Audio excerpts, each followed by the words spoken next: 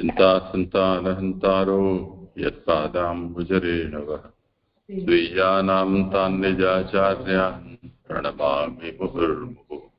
यदनुग्रहतो जन्मो सर्वदुःखाहितो भवेत् तमहं सर्वदा वन्दे श्रीमद्वल्लभनन्दनम्। अज्ञानतिमिरान्धस्य ज्ञानाञ्जनशलाकया चक्षुरुन्मीलितं येन तस्मै श्रीगुरवे नमः। नमामि हृदये शेषे लीलाक्षीराब्धिशायिनम् लक्ष्मीसहस्रलीलाभिः सेव्यमानं कलानिधिम्। चतुर्भिश्च त्रिभिस्तथा षड्भिर्विराजते योऽसौ पञ्चधारते।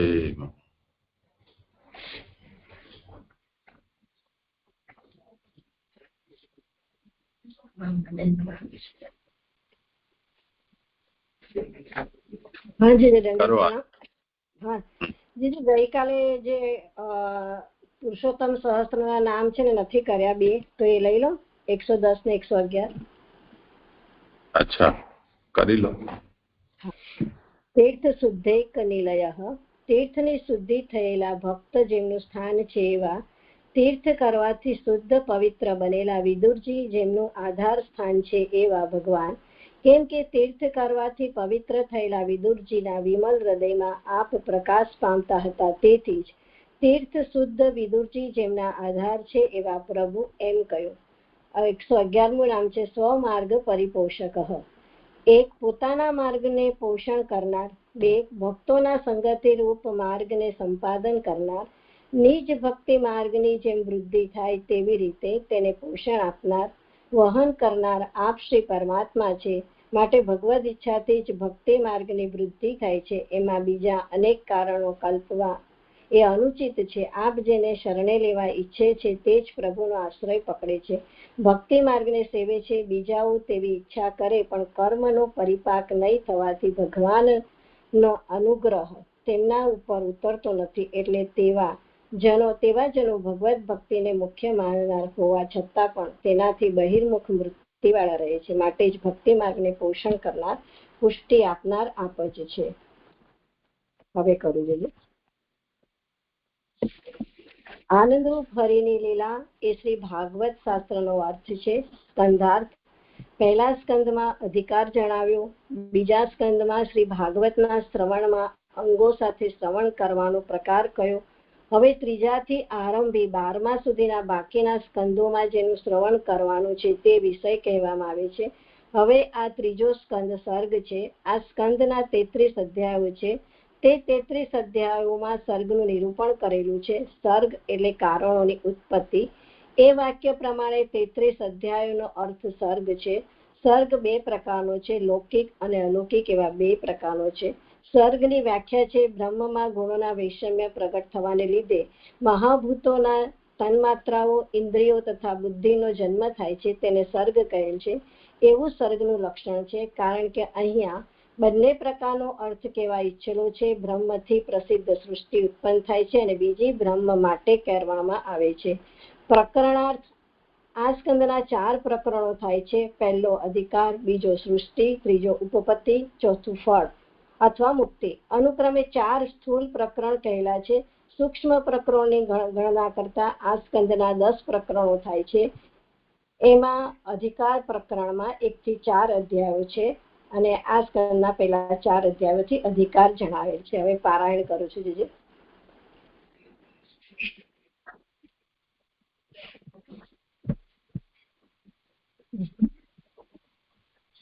શ્લોક પહેલો. અધ્યાય 2.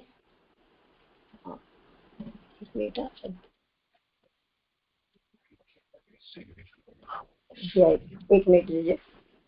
હા, અધ્યાય 2 ભગવાનનું સંક્ષિપ્ત ચરિત્ર ઉદ્ધવજીએ વિદુરજીને કહ્યું. આના શ્લોક 1. એવી રીતે ક્ષત્રાએ પ્રિયના આશ્રયવાળી વાર્તા પૂછેલા ભક્તને ભગવાનનું સ્મરણ થતા તેમને માટેની તીવ્ર ઈચ્છાને લીધે ઉત્તર આપવાનો ઉત્સાહ ન જ થયો. શ્લોક 2 ને 3. 5 વર્ષનો બાળ લીલાથી જેમની સેવા કરતો હતો ત્યારે માતાએ સવારનું ભોજન લેવા કાલાવાલા કરતા જેણે તે ઈચ્છેલું નહીં તે તેમની સેવા કરતા સમય જતા વૃદ્ધ થયો ત્યારે પતિની વાર્તા પૂછવામાં આવેલા તે તેમના ચરણોનું અનુસ્મરણ કરતા તેનો કેવી રીતે ઉત્તર આપે. શ્લોક 4. તીવ્ર ભક્તિ યોગથી શ્રી કૃષ્ણના ચરણને સુધામાં સારી રીતે ડૂબેલો અને તેનાથી ઘણો સુખી થયેલો એક મુહૂર્ત શાંત રહ્યો. શ્લોક 5. જેના સર્વ અંગોમાં રોમાંચ ઉત્પન્ન થયેલા તેવો બંધ રહેતા નયનથી આંસુ પડતો અર્થથી પૂર્ણ સ્નેહના પૂરમાં ડૂબેલો તે તેનાથી જણાયો. શ્લોક 6. ઉદ્ધવ ધીરે ધીરે ભગવાનના લોકમાંથી નરલોકમાં ફરીથી પાછો આવ્યો અને નેત્રો ચોળીને હસતા વિદુરને ઉત્તર આપવા લાગ્યો. શ્લોક 7. શ્રી કૃષ્ણ સૂર્યનો અસ્ત થતા અજગરે ગળેલા ઘરો ખરેખર કાંતિ વિનાના થતા હું શું કુશલ કહું. અરે રે, આ લોક અલ્પ ભાગ્યવાળો છે. જેમ સાથે રહેનારા માછલાઓએ ચંદ્રને ઓળખ્યો નહીં તેમ જે સાથે રહેનાર યાદવોએ હરિને ઓળખ્યા નહીં તેઓ તો સારી પેઠે અલ્પ ભાગ્યવાળા છે. શ્લોક 9. ચેષ્ટા જાણનાર ઘણા પ્રૌઢ અને સાથે આરામ કરનાર સર્વ વૈષ્ણવોના પતિને મહાભૂતોમાં રહેનાર જાણતા હતા. શ્લોક 10. જેઓને દેવની માયાની અસર થયેલી અને જેઓએ બીજા દુષ્ટનો આશ્રય કરેલો તેમના વચનોથી જેમણે પોતાના આત્માને હરિમાં રોપેલો છે તેમની બુદ્ધિ ભમતી નથી. શ્લોક 11. જેમણે તપ આચરેલું ન હતું અને જેમની દ્રષ્ટિ તૃપ્ત થતી ન હતી તેવા મનુષ્યને લોકના જ્ઞાનરૂપ પોતાનું રૂપ સારી રીતે દેખાડીને તે જૂટવી લઈને તો જે અંતર્ધાન થયા. શ્લોક 12. જે રૂપ મર્ત્યો જેવી લીલામાં ઉપયોગી છે પોતાની માયાનું બળ દર્શાવતા ગ્રહણ કરેલું છે પોતાને પણ વિસ્મય પમાડનારું છે સૌભાગ્ય અને સમૃદ્ધિની ઉત્તમ સ્થાન છે જેના અંગો ભૂષણોના ભૂષણ રૂપ છે. શ્લોક 13. અહો, ધર્મના પુત્રના રાજસૂય યજ્ઞમાં દ્રષ્ટિના કલ્યાણના ધામરૂપ જે રૂપને જોઈને 3 લોકોએ એમ માનેલું કે જગત રચનારનું મનુષ્યોની સૃષ્ટિ રચવાનું કૌશલ આ સમયમાં અહીં સંપૂર્ણ રીતે જતું રહેલું છે. શ્લોક 14. જે ભગવાનની ઉપરના પ્રેમને લીધે થયેલો અધિક હાસ્યવાળા રાસમાં ભગવાનની લીલા કશું કહ્યું છે હાસ્યવાળા રાસમાં ભગવાનની લીલાવાળી દ્રષ્ટિથી માન પ્રાપ્ત કરેલી વ્રજની સ્ત્રીઓ પોતાની દ્રષ્ટિ સાથે બુદ્ધિ પણ જતી રહેલી હોવાથી ખરેખર કાર્ય પડતું રાખીને ઊભી રહેતી. શ્લોક 15. પોતાના શાંત રૂપોને બીજા પોતાના રૂપોથી પીડા કરવામાં આવે ત્યારે દયાળુ અંતઃકરણવાળા કાલ કર્મ વગેરેને વશ રાખનાર ભગવાન મહદ અંશવાળા સાથે ભળી અગ્નિની પેઠે પોતે જન્મરહિત હોવા છતાં પ્રગટ થાય છે. શ્લોક 16. જન્મ વિનાના એ વસુદેવના ઘરમાં જે જન્મનું અનુકરણ કર્યું એ વ્રજમાં વાસ કર્યો અને અનંત પરાક્રમ વાળા પોતે શત્રુથી ભય પામતા હોય તેમ જે શહેરમાંથી નાઠા આ મને ખેદ ઉત્પન્ન કરે છે. શ્લોક 17. હે પિતા,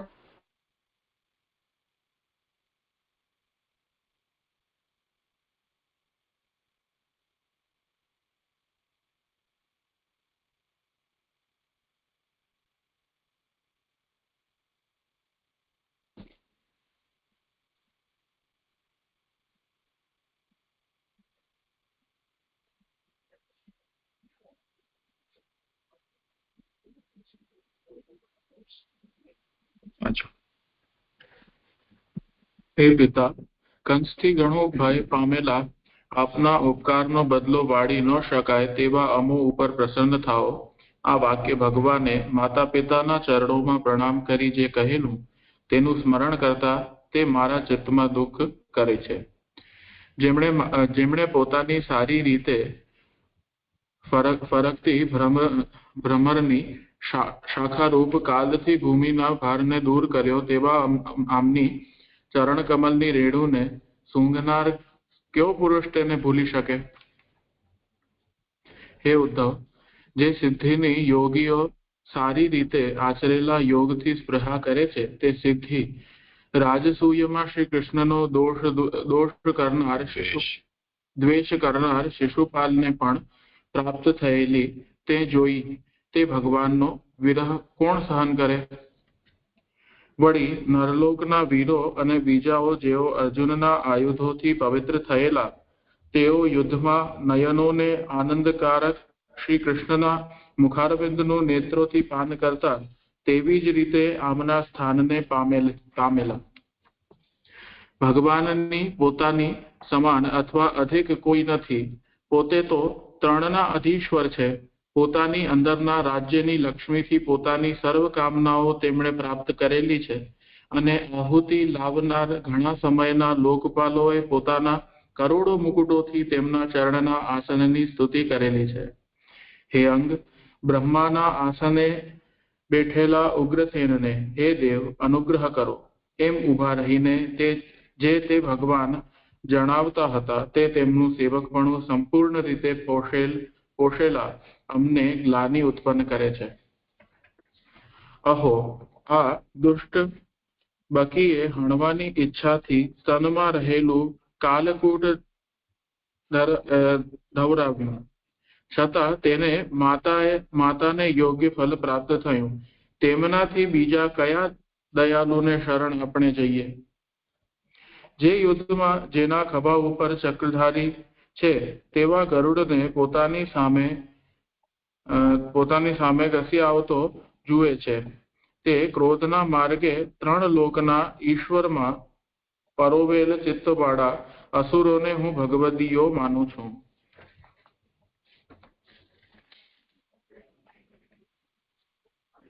આ ભૂમિનું કલ્યાણ કરવાની ઈચ્છાવાળા અને બ્રહ્માએ પ્રાર્થના કરેલા ભગવાન ભોજેન્દ્રના કેદખાનામાં વસુદેવની પત્ની દેવકીથી જન્મ્યા. કંસથી ભય પામતા પિતા તેમને ત્યાંથી નંદના નેસડે લઈ ગયા. તે ત્યાં ગૂઢ તેજવાળા થઈ બલ સાથે 11 વર્ષ રહ્યા. કૂજન કરતા પક્ષીઓથી ભરપૂર વૃક્ષોવાળા યમુના નજીકના ઉપવનમાં વાછડા પાલનારાઓથી વીંટળાયેલા પ્રભુ વાછણ ચારતા વિહાર કરતા હતા.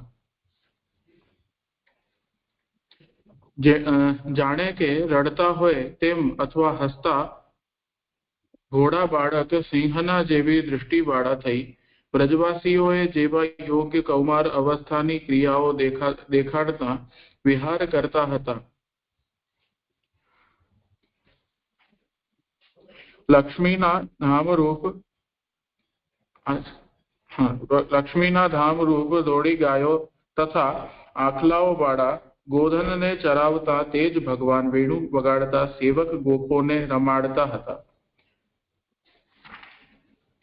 આવી ગયા છે 30મો શ્લોકનું. હા, મારું નેટ જતું રહ્યું હતું એટલે જજે, સોરી જજે. હા, હવે પારાયણ ભાગવતાર્થ, સોરી, ભાગવતાર્થમાં 73મા પૃષ્ઠ પર 30મો શ્લોક છે, કરવાનો છે પારાયણ.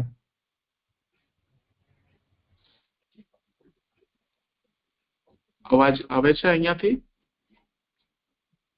હા, લાલન કરી લો, વાંધો નહીં, ત્યાંથી પારાયણ કરી લો પૂરું. જેમ બાલક રમકડાનો નાશ કરે તેમ ભોજરાજે મોકલેલા માયાવી ઈચ્છા પ્રમાણે રૂપ ધારણ કરનાર પ્રસિદ્ધ દૈત્યોનો રમતમાં જ નાશ કર્યો. સર્પરાજને શિક્ષા કરીને વિષ્ણુ પાન કરવાથી મરણ પામેલાઓને ઉઠાડીને તે વિષરહિત જલનું તેમને અને ગાયોને પાન કરાવ્યું. વળી ઘણા ભારરૂપ ધનનો સારો વ્યય કરવાની ઈચ્છાવાળા શક્તિમાન પ્રભુ એ ઉત્તમ બ્રાહ્મણો પાસે ગોપરાજને ગોસવ યજ્ઞ કરાવ્યો. હે ભલા ઉદ્ધવ, જેના માનનો નાશ થયેલો તેવો ઇન્દ્ર કોપથી વૃષ્ટિ કરતો હતો ત્યારે કૃપા કરનારે ઘણા દુઃખી થયેલા વ્રજનું પર્વત ઉપર રમતના પર્વત રૂપ રમતના છત્રથી રક્ષણ કરેલું. સ્ત્રીઓના મંડલના ભૂષણ ભગવાન શરદના ચંદ્રના કિરણોથી ઉજળા બનેલ રજનીના મુખનો આદર કરતા મધુર શબ્દોવાળા ગાન કરતા રમણ કરતા હતા. इति श्री लक्ष्मण भट्टना पुत्र श्री वल्लभ दीक्षिते रचेली श्रीमद् भागवतनी सुबोधनीમાં ત્રીજા સ્કંદના બીજા અધ્યાયનું વિવરણ સમાપ્ત.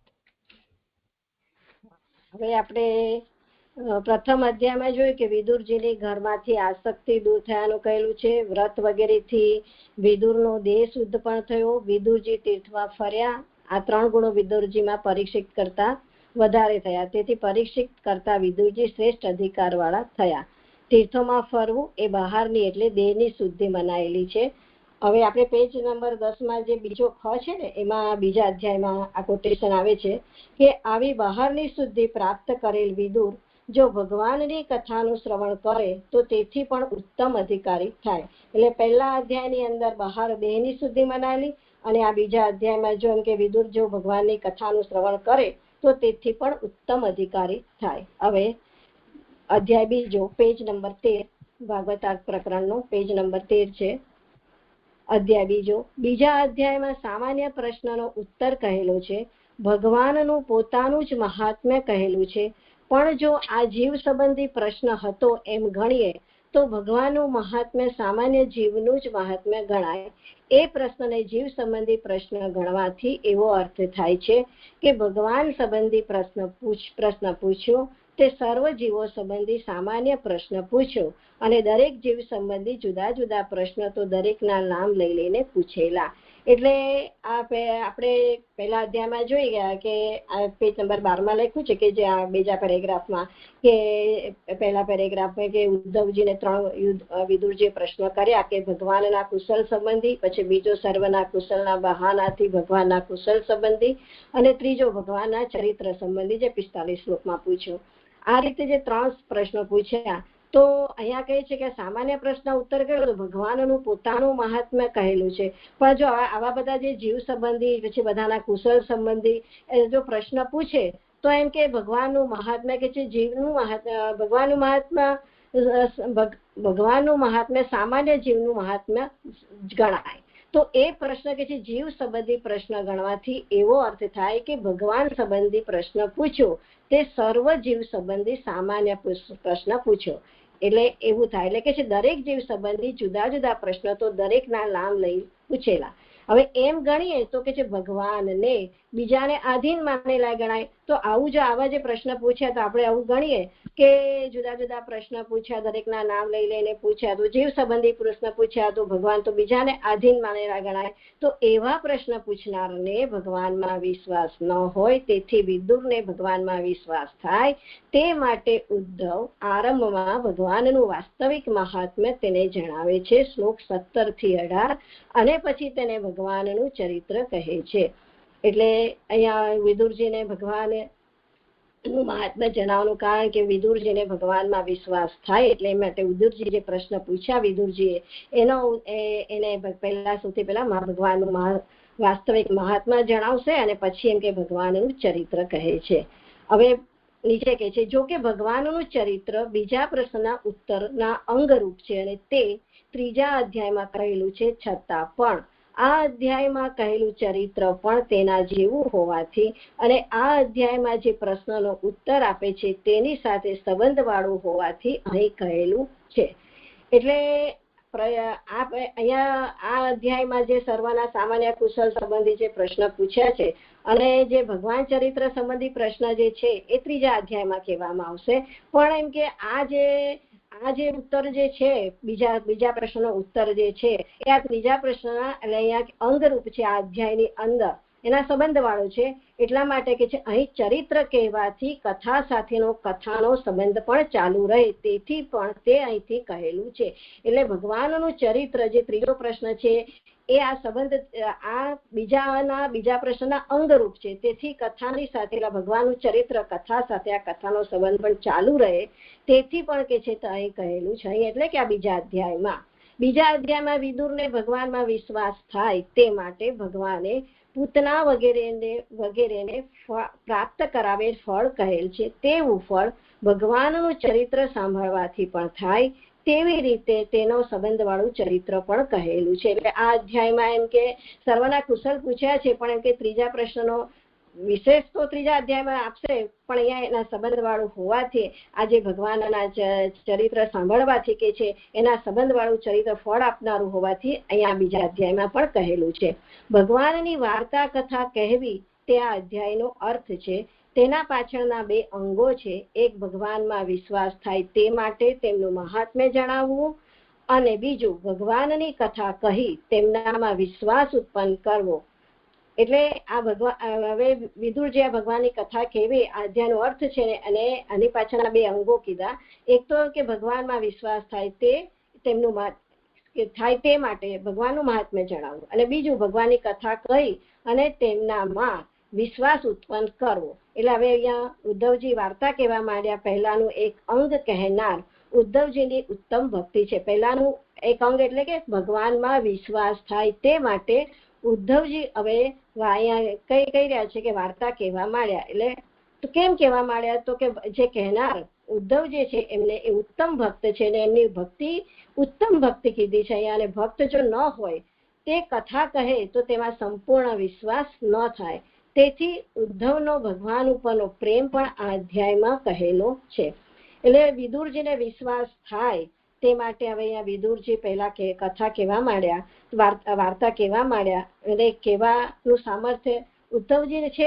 કેમ કે ઉદ્ધવ એ ઉત્તમ ભક્ત છે. અને શ્રી મહાપ્રભુજીએ પણ આપણને નવરત્ન ગ્રંથમાં કહે છે સર્વથા તાદ્રસેજને, એટલે કે સર્વથા જે ઉચ્ચ કોટીના ભગવદીજન હોય તેમનો સંગ કરીને નિવેદનનું સ્મરણ કરવું. એવી રીતે અહીંયા પણ ઉદ્ધવજી એ ભગવાન માટેની જે ઉત્તમ ભક્તિ છે એને ભક્તિ ન હોય તો તે કથા કરે તેમાં સંપૂર્ણ વિશ્વાસ પણ ન રહે. અને નિરોધ લક્ષણ ગ્રંથમાં પણ કહે છે કે સાક્ષાત પ્રભુએ મારો નિરોધમાં અંગીકાર કર્યો છે, આથી જ હું આ વર્ણન કરી શકું. અન્યનું વર્ણન કરવાનું સામર્થ્ય જ નથી. એટલે અહીંયા પણ ઉદ્ધવજીની ભગવાનમાં ઉત્તમ ભક્તિ હોવાથી ભગવાનના મહાત્મ્યનું વર્ણન અહીંયા કરી શકશે. આ રીતે જે મને સમજાય છે. હવે પછી આગળ કે છે તેથી આ અધ્યાયમાં 4 વિષયો નીચે પ્રમાણે કહેલા છે. શ્લોક 1 થી 6 ઉદ્ધવનો ભગવાન ઉપરનો પ્રેમ. 7મો શ્લોક કુશલ સંબંધી સામાન્ય ભગવાનને સામાન્ય જીવ જાણીને કરેલા પ્રશ્નનો ઉત્તર. શ્લોક 8 થી 24 ભગવાનનું મહાત્મ્ય. શ્લોક 25 થી 34 ભગવાનનું ચરિત્ર. શ્લોક 26 અને આ તો 26 તો પેલી કાર્તિકા છે, સોરી, 25 થી 34 ભગવાનનું ચરિત્ર. આ રીતે જે ભાગવતાર્થ પૂર્ણ થાય છે. હવે 9 અને પુરુષોત્તમ સહસ્ત્ર નામ તો નથી આની અંદર આ અધ્યાયમાં, એટલે અધ્યાય બીજો કારિકા. અધિકાર અર્થ સર્ગે ભૂત સર્ગો નિરૂપિત માત્રાણામ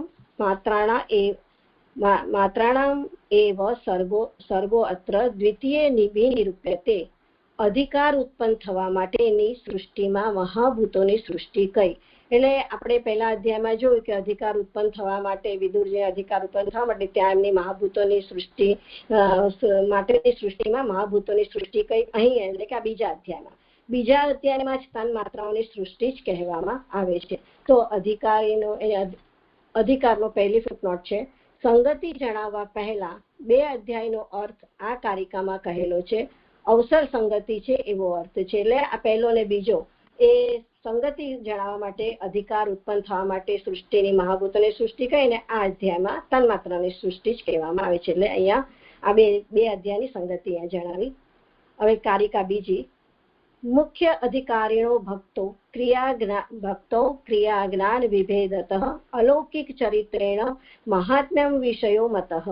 મુખ્ય અધિકારીને ભક્તિ પ્રાપ્ત થવામાં ક્રિયા અને જ્ઞાનના ભેદથી ભગવાને કરેલા અલૌકિક ચરિત્રથી તેમનું મહાત્મ્યનું જ્ઞાન કાર્ય મનાયેલું છે.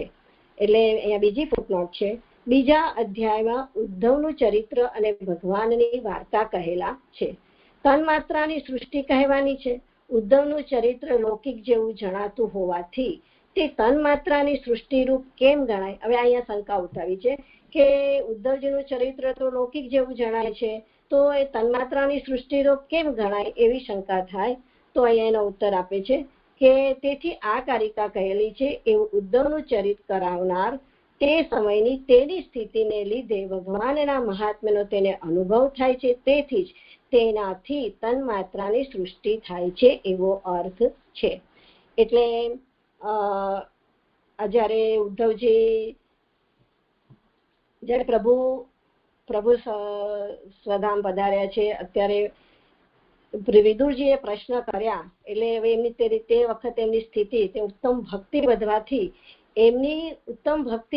એમની અંદર જે અનુભવ એની તન્માત્રાઓને થવા લાગ્યો અને અનુભવ થવાને લીધે એ ભગવાનના મહાત્માનો તમને અનુભવ થયો અને તેનાથી જ તન્માત્રાની સૃષ્ટિ થાય છે. એટલે શંકા ઉઠાવી કે ઉદ્ધવનું ચરિત્ર તો લૌકિક જેવું જણાતું હોય તો તન્માત્રાની સૃષ્ટિ કેમ ગણાય? તો અહીંયા કે છે ઉદ્ધવનું ચરિત્ર કરાવનાર તે સમયની સ્થિતિ એટલે કે જ્યારે પ્રભુ અત્યારે ભૂતલ પર બિરાજમાન છે ને અને પ્રભુનો એટલો વિપ્રયોગ એમને છે ને એમનું સ્મરણ થઈ આવતા એમને આંતરમાં જે અનુભૂતિઓ થવા લાગી તન્માત્રાઓની અને એ અનુભવ થાય તેનાથી જ કે છે તન્માત્રાની સૃષ્ટિ થાય છે એવો અર્થ છે, જેવું સમજાય છે. એટલે અહીંયા કહી રહ્યા છે કે મુખ્ય અધિકારીને ભક્તિ પ્રાપ્ત થવામાં ક્રિયા અને જ્ઞાનના ભેદથી ભગવાને કરેલા અલૌકિક ચરિત્રથી તેમનું મહાત્મ્યનું જ્ઞાન કાર્ય મનાયેલું છે. હા, જે દંડવત પ્રણામ. મેં વચ્ચેથી પૂછું છું કારણ કે આ તન્માત્રાનો વિષય આવે છે પણ એની સ્પષ્ટતા થોડી પૂછવી છે. તો મને એવું પૂછવું છે કે કાલે આપણે લાસ્ટ શ્લોક જ્યાં હતો ત્યાં એવું આવ્યું કે પહેલો અધ્યાયમાં મહાભૂતોની ઉત્પત્તિ કહી અને હવે અહીંયા પહેલી કારિકામાં બીજા અધ્યાયમાં તન્માત્રાની સૃષ્ટિ કહેવાય છે. તો કાલે માયાબેને જે પહેલી અધ્યાયનો પહેલો પેજ છે સુબોધિનીનો ત્યાંથી ચોથી કારિકાનો આ બ્રહ્મનું સર્ગની ડેફિનેશન લીધેલી. એટલે સુબોધિનીના ફર્સ્ટ પેજ પર ચોથી કારિકામાં કે બ્રહ્મના સંબંધવાળા ગુણોના અસમાનપણાને લીધે થતા મહાભૂતો તન્માત્રા ઇન્દ્રિય અને બુદ્ધિના જન્મને સર્ગ કહેલો છે. અને એવી રીતે કાલે નિરૂપણ થયું હતું કે પહેલો અધ્યાયમાં મહાભૂત, પછી બીજા અધ્યાયમાં તન્માત્રા અને આગળ એવી રીતે. પણ મને એ નથી સમજ પડતી કે અત્યારે આ સંખ્યાની સંગતિથી મહાભૂત તન્માત્રા બધું લેવાનું છે કે એવી રીતે? કારણ કે હજી તો જે કોમન ડેફિનેશન છે સર્ગ એટલે કારણોની ઉત્પત્તિ એ વિષય તો 5મા અધ્યાયથી શરૂ થાય છે. આ એક મેં પહેલા બી પૂછેલું કે આ અધિકાર જે 4 અધ્યાયથી છે તો આમ એક ભૂમિકા રૂપ આ વિષય ચાલુ કરવા માટે સર્ગમાં એવી રીતે મને સમજ પડી હતી. તો મહાભૂતોની ઉત્પત્તિ તન્માત્રાની બધી આ વાત કેવી રીતે સમજવી? એટલે એમ ખબર પડે છે કે અહીંયા વિદુરજીના દેહની શુદ્ધિ થઈ, મહાભૂતોની શુદ્ધિ થાય છે, તીર્થમાં ફર્યા, પણ આપણે તો અત્યારે કારણોનો વાત પર વિચાર છે. તો આ મારી ત્યાં ભૂલ થાય છે, જે આપ સમજાવો ને. હા, કરું સમાધાન.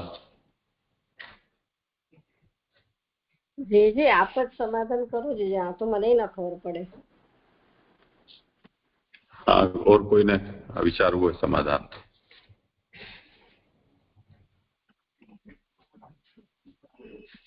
પ્રણામ જે એટલું સમજાય છે એમાં કે અહીંયા આગળથી વિદુરજી તીર્થયાત્રા કરવા નીકળ્યા છે.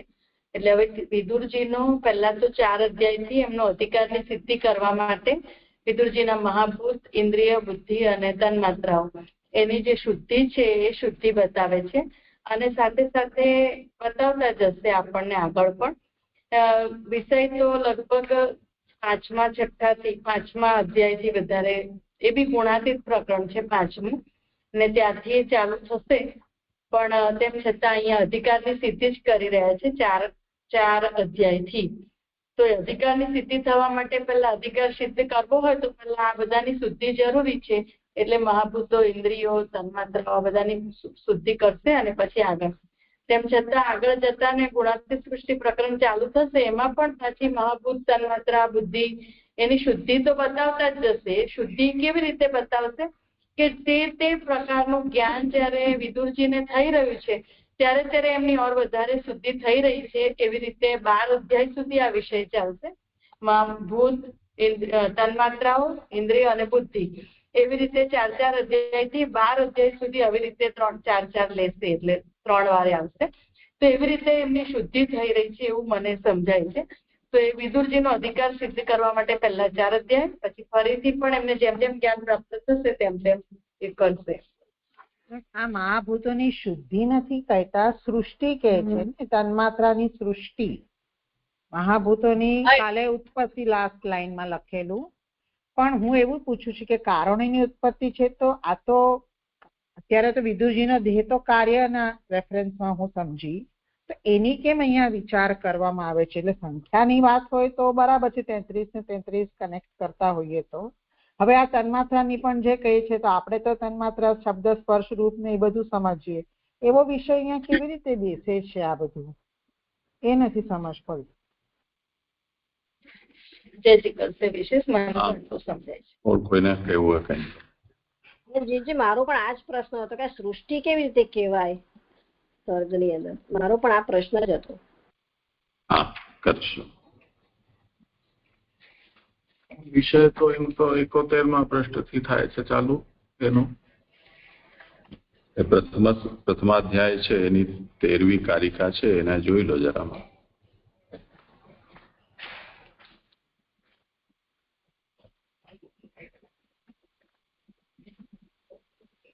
આ જે છે હું વાંચું છું એ પ્રથમ અધ્યાયમાં બીજા પેજ પર છે, 12મી 13મી કારિકા, કે હરિ માટે કરેલો સર્ગ 14 અધ્યાયથી કહ્યો છે. ભગવાનનો ભોગ સિદ્ધ થાય તે માટે 1 અધ્યાયથી ગુણોનું અસમાનપણું કહેલું છે. ભોગ થાય તે માટે મહાભૂત, તન્માત્રા, ઇન્દ્રિય અને બુદ્ધિનો દેહથી જન્મ 4 અધ્યાયથી કહેલો છે અને 9 અધ્યાયથી 3 ગુણો કહ્યા છે. હા, ત્યારે પણ મને આ જ પ્રશ્ન થયો હતો. આમાંથી મને સમજ તો નથી પડી, પણ ત્યારે મને થયું વિષય આવશે એટલે પછી પાછું પૂછું છું. એટલે એ મને થોડુંક બેઝિક જ પ્રોબ્લેમ થાય છે કે આપણે જે 2 ભાગ પાડ્યા, 2 મેઇન પ્રકરણ, બંધ સૃષ્ટિ અને મુક્તિ સૃષ્ટિ, તો આ ફર્સ્ટ જે બંધમાં છે એની અંદર આ 13 અધ્યાય છે, તો આ 4 અને 9 જે અહીંયા સંગતિ 13 અધ્યાયની થઈ.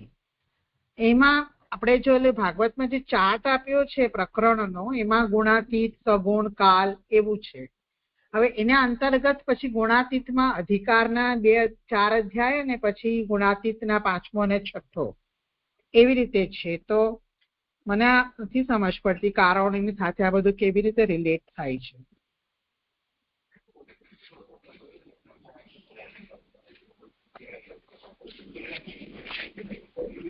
એટલે તાત્પર્ય છે કે અહીંયા પણ જે 4 અધ્યાય છે, ભૂત, માત્રા, ઇન્દ્રિય અને બુદ્ધિ, એ જે 4નો સર્ગ બતાવ્યો છે એનો અનુક્રમે 4 અધ્યાયથી નિરૂપણ કરવામાં આવી રહ્યું છે.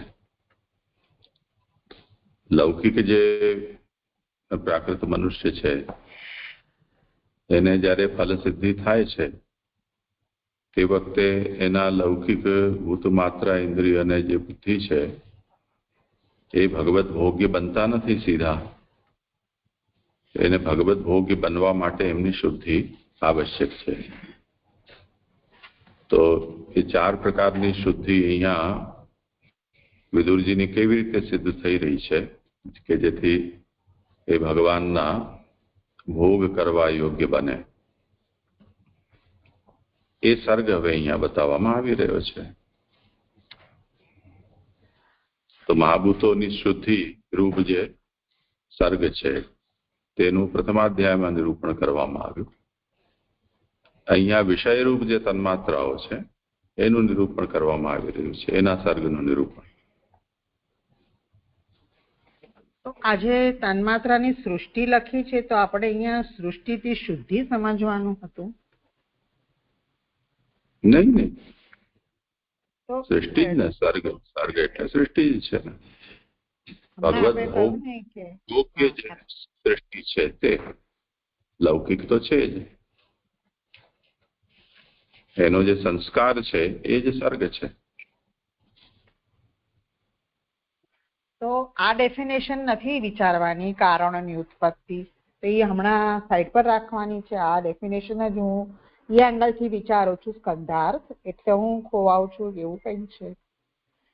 નહીં, આ ઉત્પત્તિ જ છે ને. આ પણ કારણ લેવલની ઉત્પત્તિ ક્યાં થઈ? આ તો વિદુરજીના લેવલની વાત ચાલે છે ને, એટલે થોડું કાર્યનો બની ગયા, જીવ આવી ગયો, દેહ આવી ગયો.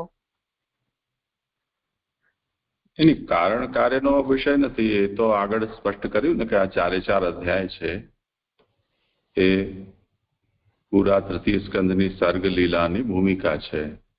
એનો અધિકાર એના શ્રોતાને સિદ્ધ થાય તેનું નિરૂપણ અહીંયા કરવામાં આવી રહ્યું છે.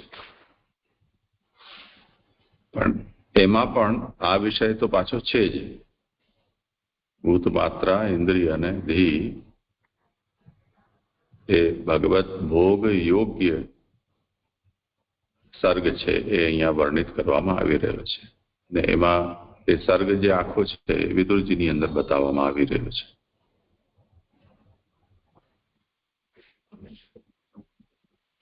એટલે હું એવું સમજી કે આ જે પ્રકરણ છે અધિકાર લીલાનું, એના અંતર્ગત ફરીથી આ 4ની શુદ્ધિ, સૃષ્ટિ કે શુદ્ધિ જે આપ કહી રહ્યા છો, સો દેટ કે એ વિદુરજી ભગવદ ભોગ્ય થાય એવી રીતે સમજવાનું છે આ વાત. હા, એમ.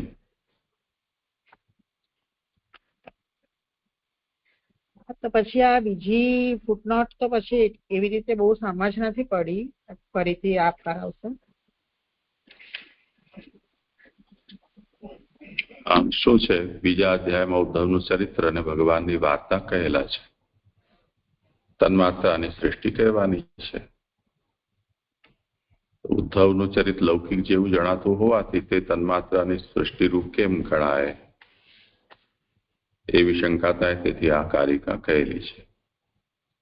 એવું ઉદ્ધવનું ચરિત્ર કરાવનાર તે સમયની તેની સ્થિતિને લીધે ભગવાનના મહાત્મ્યનો તેને અનુભવ થાય, તેથી જ તેનાથી તન્માત્રાની સૃષ્ટિ થાય છે એવો અર્થ છે.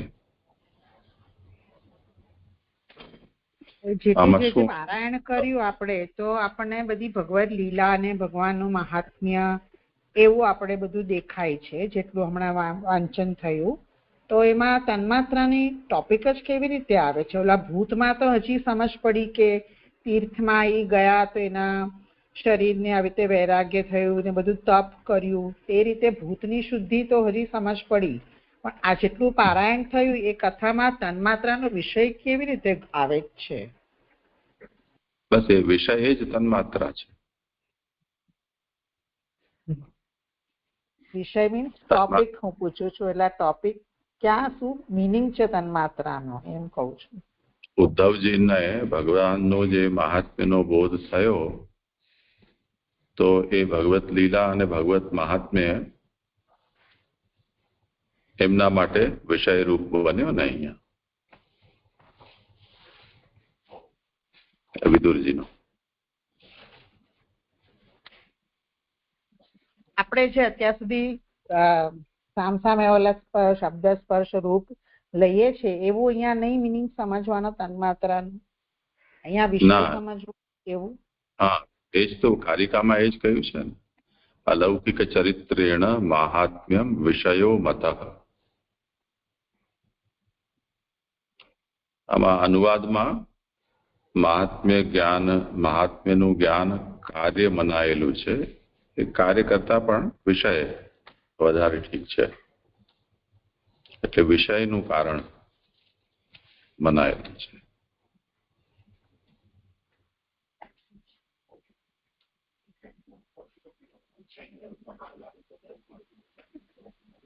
ઓકે, હવે હું પાછી હજી સમજવાની કોશિશ કરું છું. એટલે ટેકનિકલ વર્ડ મને એવું જ લાગતું હતું તન્માત્રા મીન્સ આ જ શબ્દ, આવો અર્થ અલગ અલગ થાય એવું ખબર નહોતી કે ક્યારેક એનો વિષય બી અર્થ થાય, એટલે થોડુંક ગૂંચવાય થાય છે અમારા. તન્માત્રા તો વિષય જ છે ને, ઇન્દ્રિયોનો વિષય એટલે તન્માત્રા. હા, પણ હું આ રીતે જ જોયા કરતી હતી, જે 5 તન્માત્રા 5 ભૂત એ જે ફિક્સ થયેલું હોય અમારા માઇન્ડમાં, એટલે એ રીતે બેસતું નહોતું. હવે વિષયની રીતે સમજવાની કરું છું કોશિશ, ફરી પૂછીશ. દંડવત પ્રણામ છે. મને અહીંયા પારુલના ક્વેશ્ચનમાં એટલું સમજાઈ રહ્યું છે કે આ 4 અધ્યાયોથી આપે જેમ કીધું એમ ભગવાનનો ભોગ સિદ્ધ થાય, કારણ કે આ એમની મુક્તિ કહેવાની છે 2 જ લીલાના પારાયણથી. તો એ રીતે એમના મહાભૂતો ઇન્દ્રિયોને એ બધાની શુદ્ધિ એટલે સંસ્કારની અહીંયા વાત આવી રહી છે આ 4 અધ્યાયથી. જે કથા સંબંધી એમનો અધિકાર સિદ્ધ થશે. નોટ ઓનલી આ જે 4 અધ્યાય છે, નોટ ઓનલી સેકન્ડ અધ્યાય પણ બીજો અધ્યાય સ્કંદ નહીં, પણ આ 3જો સ્કંદ અને 4થો સ્કંદ એટલે સર્ગ અને વિસર્ગ એ બંને લીલાના આ ભૂમિકા રીતે આ 4 અધ્યાયમાં વિદુરજીની આ ભૂત, માત્રા, ઇન્દ્રિય અને બુદ્ધિની શુદ્ધિ કહેવામાં આવી છે. અને બીજું જે મને ખાલી આમાં એડ કરવું હતું કે પારુલનો જે ક્વેશ્ચન છે કે રૂપ, રસ, ગંધ, તન્માત્રાનું એ અહીંયા સ્પષ્ટ કરશે જ. અહીંયા જેમ જેમ ઉદ્ધવજી એમને પ્રભુની લીલાનું વર્ણન કરતા જશે એની સાથે મહાપ્રભુજી અહીંયા ગંધ, રસ ને એ બધાનું પણ કોરિલેશન કરી જ રહ્યા છે. 71મા પાના પર મહાપ્રભુજીને 9મી અને 10મી કારિકા છે, જ્યાં 10 શ્લોકથી 5 તન્માત્રા માટે 2 શ્લોકથી એનું કરવામાં આવ્યું છે. 9મી કારિકા છે કે ભગવાનનું સ્થાન ગંધ છે, બાળકોની સાથેની ક્રીડા પણ રસ છે, સર્વ દોષ દૂર કરનારું 3 વળાંક વાળું સુંદર સ્વરૂપ રૂપ છે. એવી જ રીતે 10મીમાં લોકના અને વેદના વિરોધથી મન અને વાણીને અનુસરીને માર્ગ વિનાના મૃત્યુમાંથી રક્ષણ એ તેમનો સ્પર્શ કહેવાય છે. એટલે આ રીતે તન્માત્રા પણ સ્પષ્ટતા કરે છે આગળ જઈને મહાપ્રભુજી. મને આવું સમજાયું છે. જો દંડવત પ્રણામ. હાજી પ્રણામ. મને ભાગવતાત્મા પ્રશ્ન હતો. 13મા પાના પર લખ્યું છે કે બીજા અધ્યાયમાં વિદુરને ભગવાનમાં વિશ્વાસ થાય તે માટે ભગવાને પૂતના વગેરેને પ્રાપ્ત કરાયેલ ફળ કહેલ છે એવું કીધું. તો વિશ્વાસ કેમ અહીંયા વિદુરને વિશ્વાસ થાય એવું લખ્યું? કારણ કે આગળ જ પહેલા અધ્યાયમાં 12મા પેજ પર છેલ્લી જ લીટી છે જે કે તેથી શ્રી કૃષ્ણમાં વિશ્વાસ જણાવનારી વિદુરની કથા અહીં કહેલી છે. શ્રી કૃષ્ણમાં વિશ્વાસ રાખી તેણે ભય વિના તીર્થો કરવા વગેરે પ્રવૃત્તિ કરેલી છે. તો પહેલા અધ્યાયમાં તો એમનો વિશ્વાસ બતાવી દીધો, તો અહીંયા કેમ ફરી એવું કીધું કે વિદુરને ભગવાનમાં વિશ્વાસ થાય તે માટે ભગવાને પૂતના વગેરેને પ્રાપ્ત કરાયેલ ફળ કહેલ છે? એ મને ના સમજાવ્યું છે. પ્રણામ. એટલે આ ભાગવતાર્થ પૂરો થયો ને તારે જ મેં પ્રશ્ન કર્યો પણ અનમ્યુટ ના થયું છે. પ્રણામ છે. હા, કરો સમાધાન. હા જી. અહીંયા જે ઉપરના પેરેગ્રાફમાં કીધું ને કે જ્યારે વિદુરજીએ બધા પ્રશ્ન કર્યા કે કુશલ સંબંધી પ્રશ્ન કર્યો, પછી સર્વના કુશલ સંબંધી પ્રશ્ન કર્યો, તો આ બધા જે જીવ સંબંધી પ્રશ્ન લાગે તો એટલા માટે એવું થાય કે ભગવાન સંબંધી પ્રશ્ન પૂછ્યો તે સર્વ જીવ સંબંધી સામાન્ય પ્રશ્ન પૂછ્યો, તો દરેક જીવ સંબંધી જુદા જુદા પ્રશ્ન તો દરેકનું નામ લઈને જે પૂછેલું ગણીએ તો ભગવાન બીજાને અધીન ગણાય, જીવને અધીન ગણાય. તો આવા પ્રશ્ન જે પૂછ્યો તે એ તો ઉદ્ધવજી એમ થાય છે કે વિદુરજીને જો એમ કે આવું માની લે તો જે પૂછનાર જે છે એને ભગવાનમાં વિશ્વાસ ન હોય તો વિદુરજીને વિશ્વાસ થાય. એટલા માટે પહેલા અહીંયા વિદુરજીને મહાત્મ્ય કહે છે. બાકી આ અધ્યાયમાં આ જે સામાન્ય પ્રશ્ન પૂછે એના જવાબ આપવાના હતા, પણ આ પ્રશ્નને લીધે તો જીવનું મહાત્મ્ય ભગવાનના મહાત્મ્યની જગ્યાએ જીવનું મહાત્મ્ય સમજી લે તો ભગવાન જીવને આધીન છે, તો એવું સમજી લે. એટલા માટે અહીંયા વિદુરજીને વિશ્વાસ થાય માટે ભગવાન વિદુરજી અને ઉદ્ધવજી અહીંયા વિદુરજીને ભગવાનના મહાત્મ્યના ચરિત્રની કથા કહે છે. અને કથામાં વિશ્વાસ કેમ રહે તો ઉદ્ધવજી ઉત્તમ ભક્ત છે, અને ભક્ત જો કહેશે ભગવાનના સંબંધી વાર્તા, કોઈ પણ મહાત્માની કથા, તો વિદુરજીને વિશ્વાસ રહેશે જ. બીજું કોઈ સામાન્ય કહેશે તો નહીં વિશ્વાસ રહે, પણ આ ઉત્તમ ભક્ત છે ભગવાનનો, એટલા માટે મને આવું સમજાય છે. ભાવનાબેન, આગલા 12મા પેજ પર તો જણાવી દીધું કે વિશ્વાસ જણાવનારી, એટલે એમને પહેલા અધ્યાયમાં વિશ્વાસ થઈ જ ગયો છે ને એ રાખીને જ એમણે બધા તીર્થો કર્યા છે, તો પછી અહીંયા ફરી કેમ એ વાત કરી? એટલે મારે આ પ્રશ્ન થયો. પ્રશ્ન પૂછ્યા ને એ પ્રશ્નના ઉત્તરમાં જવાબ આપી રહ્યા છે અહીંયા, કારણ કે પહેલો અધ્યાય પ્રશ્નનો છે, બીજો, ત્રીજો ને ચોથો એ ઉત્તરનો છે, તો વિદુરજી ઉત્તર આપી રહ્યા છે આ રીતે. મને એવું સમજાય છે કઈ રીતે લેવાનું? મને અહીંયા આમના પ્રશ્નમાં એવું કેવું છે કે કાલે પણ આપણે ડિસ્કસ કર્યું કે વૈરાગ્ય આપણે જોયો પહેલા અધ્યાયમાં, તો પછી હજી આગળ બી તો વૈરાગ્ય ડેવલપ થાય છે. એ જ રીતે વિશ્વાસથી એમને શરૂઆત થઈ છે, પણ આપણને બી વિશ્વાસ છે તો પણ આપણે નિરંતર મહાત્મ્યની કથાનું પારાયણ કરી જ રહ્યા છે ને. તો વિશ્વાસ તો એમને તમે કહો છો 12મા પેજ પર આવી ગયો છે, પણ હજી જેમ જેમ એ મહાત્મ્ય જાણે તેમ વધારે દ્રઢતા એમની થાય, એ રીતે માટે મને આ સમજાયું આનો જવાબ. બસ એ મારે જ જાણવું હતું કે વિશ્વાસ દ્રઢ કરવા માટે હવે ફરીથી પાછું આગળ એમનું ભગવાનનું મહાત્મ્ય ગણાય છે, એ જ મને કહેવું હતું કે વિદુરજીને વિશ્વાસ દ્રઢ થાય એ માટે પાછી પ્રશ્ન દ્વારા ઉદ્ધવજી એમના ભગવાનનું મહાત્મ્ય જણાવે છે, એમ સમજવાનું. જે આ રીતે સમજવાનું. પ્રણામજી. આગળ જોયું ને એમના પ્રશ્નમાં જ એમણે કેટલીક વિદુરજીની પોતાની ભગવાનના સંબંધમાં માન્યતા છે, જેમ જન્મ અને દેહ ધારણ કરવાના સંબંધમાં પણ ને કર્માધીન દેહ હોવાના સંબંધમાં પણ એ વાતને જોઈ હતી. તો હજી જોઈએ એવી સ્પષ્ટતા એમના અંદર નથી એવું જણાય છે. તો હવે પ્રશ્નનો ઉત્તર આપશે તો એનાથી એમની જે ગેરસમજ છે દૂર થઈ જશે અને મહાત્મ્ય સિદ્ધ થશે.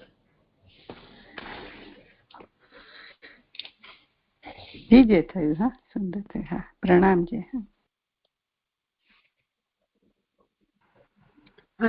પ્રણામ.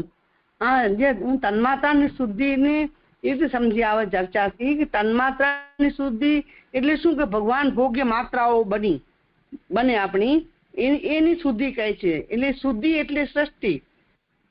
તો તન્માત્રા વિષય છે 5 વિષયો એ ભગવત ભોગ્ય બને એ તન્માત્રાની શુદ્ધિ થઈ ને સરદાઓને એવું સમજાયું. એના માટે ખરાબ ને વિષય ભગવાન બને, 5 તન્માત્રાનો વિષય ભગવાન બને ને એની શુદ્ધિ માટે આ મહાત્મ્ય કહી રહ્યા છે એવું સમજાયું. સરદાવા પ્રણામ. આ સૃષ્ટિ કહેવાય ને વિષય ભગવાન બને એવું એ કઈ સમજાયું? શું કહો છો તમે? એટલે એ 5 જે વિષયો છે એ સંસારમાં જઈ રહ્યા છે આપણે, એ વિષય 5 તન્માત્રાનો વિષય ભગવાન બને. વિષયતા સમાપ્ત બની છે ને ઇન્દ્રિયો, તો મહાત્મ્ય જ્ઞાન વડે એ તન્માત્રા ની સૃષ્ટિ જે છે એ ભગવદગામી બને શું સમજાય છે? જરાક સરખું ન હોય તો કરાવો ને.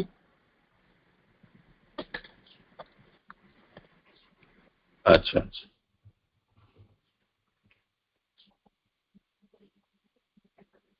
શું કે છે ભાવનાબેન? તમે કરો વિષય સ્પષ્ટ જાણ.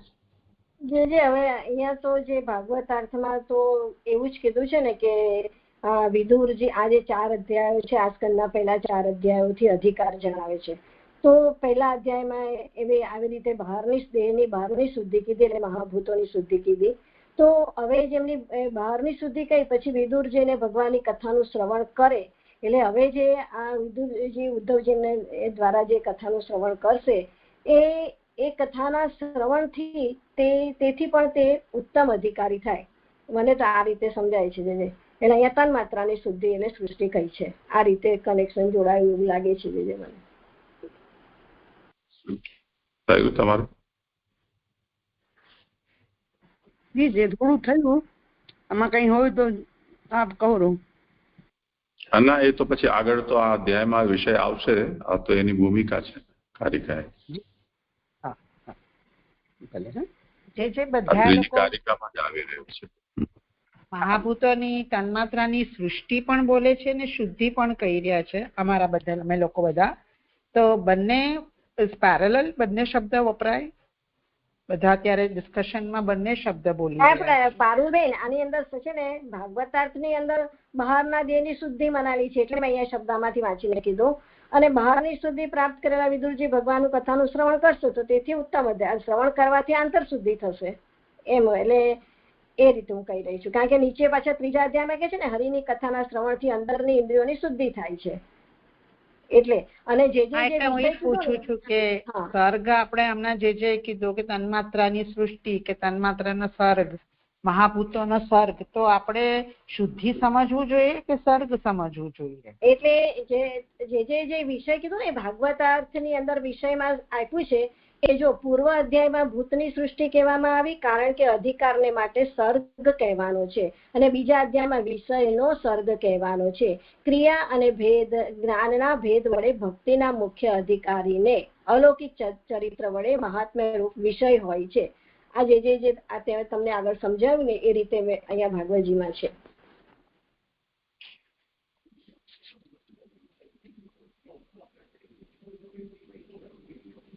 એટલે બંને મને બરાબર લાગે છે.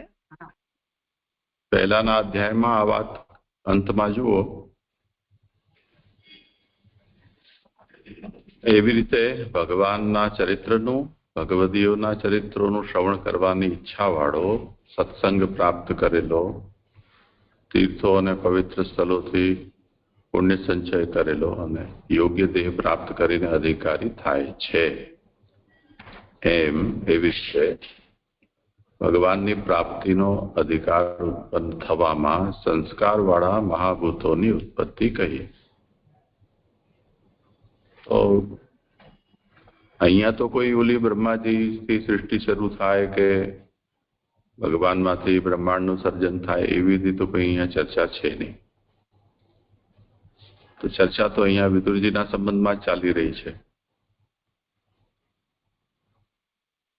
તો જેમ આપણે ત્યાં લૌકિક વિષયોમાં આસક્તિ વાળું જે ભક્તિ માર્ગી છે એને તનુનવત્વ સિદ્ધ થાય, તો એ જે તનુનવત્વ છે એ જ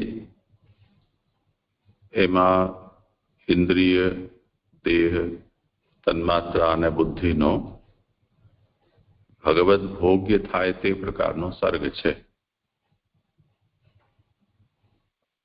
કેમ કે જ્યાં સુધી પ્રાકૃતતા છે એટલે વિષયાક્રાંતતા છે ત્યાં સુધી ભગવાન તો કંઈ સ્વીકાર કરતા નથી. એટલે ભગવત યોગ્ય થવા માટે ભગવદીય થવું એ પ્રાથમિકતા છે. તો ભગવદીય દેહની પ્રાપ્તિ, ભગવદીય ઇન્દ્રિયોની પ્રાપ્તિ, ભગવદીય બુદ્ધિ અને માત્રાઓની પ્રાપ્તિ એ જ એની આ ઉત્પત્તિનું સ્વરૂપ છે. એ જ વાત અહીંયા વિદુરજીના સંબંધમાં પણ કહેવામાં આવી રહી છે.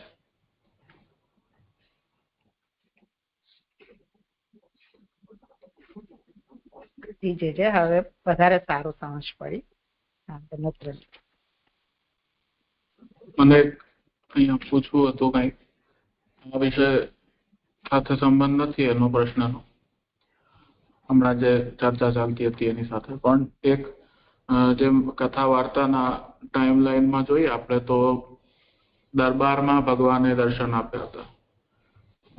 જયારે દુર્યોધને અપમાન કર્યું ત્યારે એને પકડવા પ્રવૃત્ત થયા ભગવાનને, ત્યારે ભગવાને સ્વરૂપ પ્રકટ કર્યું હતું. તો તે સમયે જે વિદુર, દ્રોણ, કૃપાચાર્ય કે ભીષ્મજી આદિ કોઈ ઋષિઓ એમને જે દર્શન થયા હતા ભગવાનના, તો એને કેવલ એક શક્તિ માત્ર રીતે સમજવું જોઈએ કે કેવી રીતે સમજવું જોઈએ એને? એટલે તે મહાત્મ્ય થી તો એ તો પ્રકટ થાય એમનું ભગવાનનું એનાથી એ સ્વરૂપથી સ્વરૂપ પ્રાકટ્યથી. તો ત્યાં એ વાત છે. એના પછી અહીંયા અધિક મહાત્મ્ય જાણવાની આવશ્યકતા હોવાથી એટલે ભક્તિમાં પ્રવૃત્ત થવા માટે આટલું મહાત્મ્ય જાણવું એ પૂરતું ન હતું. એટલે બીજું મહાત્મ્ય પ્રકટ કર્યું અહીંયા ઉદ્ધવજીએ ભગવાનનું. એવી રીતે જ એને સમજી શકાય ને. હા, કરો સમાધાન.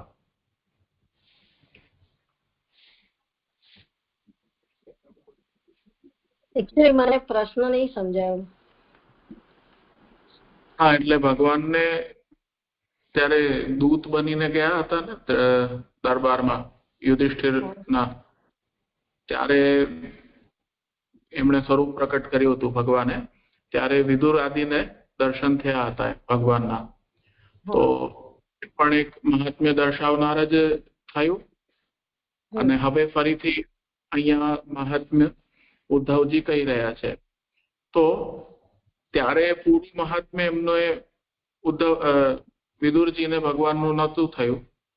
એટલે એ ભક્તિમાં એટલું પૂરતું ન હતું. એટલે વિશેષ રૂપે અહીંયા ઉદ્ધવજી ફરીથી ભગવાનનું મહાત્મ્ય વિદુરજીને જણાવે છે. એ જ પ્રકારે સમજવું જોઈએ.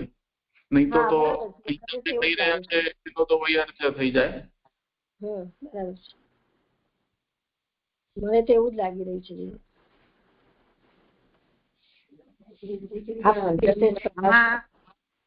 આમાં તો કેવું થાય કે ભક્તના મુખથી જે મહાત્મ્ય પ્રગટ થાય છે તે જ સુખ દેનારું છે. દેખેલું આંખે દેખેલું પણ અહીં નહીં, પણ ભક્તના મુખથી પ્રગટ થયેલું મહાત્મ્ય જ પરમ સુખ દેવા વાળું છે. એવું તો થયું ને. જે જો ભગવાને દેખાડ્યું પણ એવું થયું નહીં, એમને દ્રઢ ન થયું. હવે આ ઉદ્ધવજી કહે છે તેથી દ્રઢ થશે. તો મને એવું લાગે છે કે ભક્તોનો મહિમા વિશેષ છે. ભક્તના મુખેથી જે સ્રવિત થઈ રહ્યું છે અમૃત ભગવત ચરિત્રનું, એ જ ફલરૂપ થશે. આપણે આંખો દેખેલું હશે તોય નહીં થાય. આંખે તો આખી સભા જોયું ભગવાન. મને એવું લાગે છે કે અહીંયા દેહની શુદ્ધિ બતાવી છે, દેહની ને આંતર શુદ્ધિ, એ વાત અહીંયા આવે છે. એટલે એ શુદ્ધિથી અહીંયા મહાત્મ્ય બતાવવાનું છે. મને એ રીતે લાગે છે. કારણ કે અહીંયા ટોપિક એ છે ને. હા, તો ભક્તો જોડે ભગવાનનો ના ગુણગાન એ સર્વથી વિશેષ હોય ને એવું અહીં લાગી રહ્યું છે. ભાવના કે એ તો દેખ્યું તો કોઈને ભક્તિ ઉત્પન્ન ન થઈ તે દેખવાથી. લાલનજી જે કહી રહ્યા છે ને, તો ત્યાં ભક્તિ ઉત્પન્ન એટલું મહાત્મ્ય જોઈએ એટલું ન થયું ભક્તિને, જેટલું મહાત્મ્ય જોઈએ એવું. પણ હવે એ આ ઉદ્ધવજીના મુખથી પ્રસવ થશે જે એનાથી વિદુરને પરમ ફલ પ્રાપ્ત થશે, જે એનો અધિકાર હશે તે પ્રમાણે. મને એવું સમજાવ્યું. સરસ, પ્રણામ. હા, એટલે મહાત્મ્ય ત્યારે જ જણાશે કે જ્યારે એમની મહાભૂતોની શુદ્ધિ થશે, અંતઃકરણ એટલે એની તન્માત્રાઓની શુદ્ધિ થશે, તો એમને આ એમનું મહાત્મ્ય જણાશે. એ રીતે મને લાગી રહ્યું છે. એમ કહું છું કે એ અંતઃકરણ શુદ્ધિ પછી વાત છે. પરમ ભગવદી મને ત્યાં મુખ્યતઃ પરમ ભગવદીની લાગી રહી છે, ઉદ્ધવજીની. જરા સરળ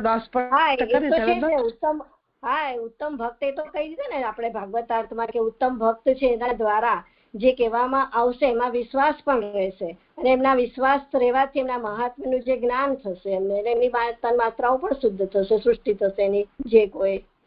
એ રીતે સરદા મને પછી લાગે છે તન્માત્રા ભૂત શુદ્ધિ એ તો પછીની વાત છે. તો પેલા તો મહાન એવા ભક્તોના મુખથી આવશે એટલે આપોઆપ થઈ જ જશે. શુદ્ધિ કરવી નહીં પડે આપણને, એવું મને એવું સમજાય છે. સરદા તો જરા સ્પષ્ટ કરો ને. પ્રણામ. મને લાલનજીના પ્રશ્નમાં મને એવું લાગે છે કે અધિકાર ભેદ કે અવસ્થા ભેદથી આનો વિચાર થઈ શકે. જ્યારે એમને દર્શન થયા ત્યારે એમની અવસ્થા પણ આવી વૈરાગ્યવાળી નહોતી, અને હવે એમને અધિકાર બી થોડો થોડો સિદ્ધ થાય છે વૈરાગ્ય થવાથી. એટલે જ્યારે એકચ્યુઅલ એવી આપણી સમજ કેળવાય તો જ આ બધું કોઈ બી ઉપદેશનું મહત્વ થાય છે. જેમ અંગીરા ઋષિમાં પણ આપણે એકવાર જોયું હતું વિષય કે એ અવસ્થા ન હોય તો કેટલું બી કહેલું ફલિત થતું નથી. કે અહીંયા એટલે અત્યારે એમની અવસ્થા છે, એમની જાણવાની પોતાની જિજ્ઞાસા છે ને અધિકાર થઈ ગયો છે એમનો સ્ટાર્ટ, તો એમને આ બધું મહાત્મ્ય સમજ પડશે. મને એવું સમજ પડી અહીંયા. હું એટલું જ કહી રહ્યો હતો અહીંયા કે ત્યાં જે ભગવાનના દરબારની અંદર દર્શન થયા તેનાથી શું ઉદ્ધવજીમાં વિદુરજીમાં શું એવી યોગ્યતા આવી કે હતી, એટલું જ પૂછતો હતો. અને બીજું, આગળ ભક્તિ પ્રાપ્ત કરવા માટે ઉદ્ધવ જેવા ભક્તોનું સત્સંગ થવું એ તો આવશ્યક જ છે, એ તો ઠીક જ છે, પણ ત્યાં પણ થયું મહાત્મ્યનું જ્ઞાન, હવે પણ ફરી પણ અહીંયા મહાત્મ્યનું જ્ઞાન થાય છે. એટલે અહીંયા જે મહાત્મ્ય જ્ઞાન થાય છે એ ભક્તિ થવામાં આવશ્યક છે. એટલે ઉદ્ધવજી એમને વિદુરજીને એ મહાત્મ્ય જણાવી રહ્યા છે. અને પૂર્વમાં જે ભગવાનનું જે દર્શન થયું હતું તે વિદુરજીને પણ, તો એને કઈ રીતે આપણે સમજવું જોઈએ કે એમને આ મહાત્મ્ય જાણવાની અધિકારીતા પ્રાપ્ત થઈ એ રીતે, કે કઈ વિશેષ એમ? કેમ કે વિદુરજી, ભીષ્મજી, દ્રોણાચાર્ય, કૃપાચાર્ય આદિ ઋષિ એ લોકોને દર્શન થયા હતા એવું કથામાં ઉલ્લેખ આવે છે. અહીંયા કદાચ અલગ રીતે એનું હોઈ શકે કે વિદુરજી ત્યારે ઉપસ્થિત ન હતા, એ બધી વાતો પણ એક કન્ફ્યુઝન એ કરે છે. એટલે દર્શન તો થયા હતા એવું કથામાં તો આવી રહ્યું છે કે વિદુરજી, કેમ કે ભગવાન નો મુકામ જ વિદુરના ઘરમાં હતો અને વિદુર જ તો ભગવાનના સાથે સભામાં પધાર્યા હતા. ભગવાન પણ વિદુરને તો દર્શન થયા જ છે, ન માનવાનું કોઈ કારણ જ નથી. ખેર, એ જે પણ વિષય હોય, ભગવાને ત્યાં જે સ્વરૂપ બતાવ્યું છે એ તો પોતાનું કાલ સ્વરૂપ બતાવેલું છે. તો કેવલ ભય પેદા કરવો એ જ ત્યાં હેતુ છે. કૌરવોમાં કોઈ પણ પ્રકારની ભક્તિનો ભાવ એમના અંદર પેદા થાય એ દૃષ્ટિકોણથી ભગવાને સ્વરૂપ પ્રદર્શિત કર્યું નથી. એને કારણે એનો પ્રભાવ પણ એવો જ પડ્યો કે બધા ડરી ગયા અને દુર્યોધને બંદી બનાવવા માટે કહ્યું, પરંતુ ભગવાનને બંદી બનાવી ન શક્યા. એટલું થવા છતાં પણ દુર્યોધન વગેરે છે એ લોકોને મનમાં જરા પણ એવું ન થયું કે આ કોઈ વિશેષ તત્વ છે.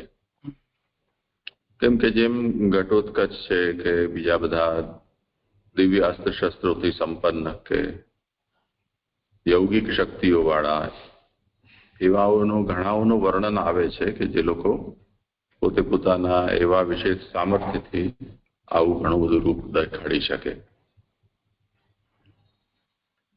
તો એમાં ભગવાન શ્રી કૃષ્ણે એ રૂપ પ્રદર્શિત કર્યું. એનાથી ભીષ્મ વગેરેને જે સમજ પડી હોય તે, પરંતુ જે લોકો આસુરી સ્વભાવના છે એમને આને ઈશ્વરીય સામર્થ્યનું પ્રદર્શન છે એવું એમણે નહીં માન્યું હોય. એટલે કેવલ શક્તિ એમણે કેવલ એ જ વસ્તુ કે યા તો આ ઇન્દ્રજાલ છે અથવા કોઈ એ જાતની યૌગિક શક્તિ છે, અને એવી સામર્થ્ય ધરાવનારા બીજા ઘણા બધા તે વખતે કોઈ પણ હોઈ શકે છે. તો એમના ઉપર એનો એવો પ્રભાવ ન પડ્યો. પાછળથી ભીષ્મ વગેરે કદાચ સમજાવ્યું પણ હોય, પણ તેમ છતાં પણ એને સ્વીકારવા માટેની મનોવૃત્તિ આ બધા આસુરીઓ છે એમના ભીતર ન હતી. અને તે વખત સુધીમાં વિદુરજી ત્યાં હોય તો પણ, અને વિદુરજીએ એ પ્રકારના દર્શન કર્યા હોય તો પણ, કેમ કે પ્રભુએ કેવલ પોતાના કાલરૂપનું જ દર્શન કરાવ્યું છે, એને કારણે ભક્તિજનક કોઈ પ્રભાવ એમનાથી પેદા થઈ શકે, અથવા તો પ્રભુએ સ્વયં ન ઈચ્છ્યું હોય કે આનો એ પ્રકારનો પ્રભાવ પડે, તેથી પણ એમના અંદર દર્શન કરવા છતાં પણ એ પ્રભાવ ન થયો એવું આપણે માનવું રહ્યું.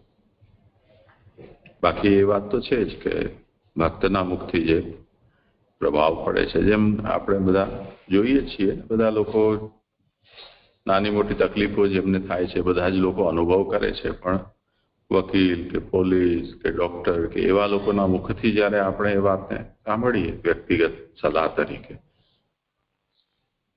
તો પછી એનો પ્રભાવ પડતો હોય છે.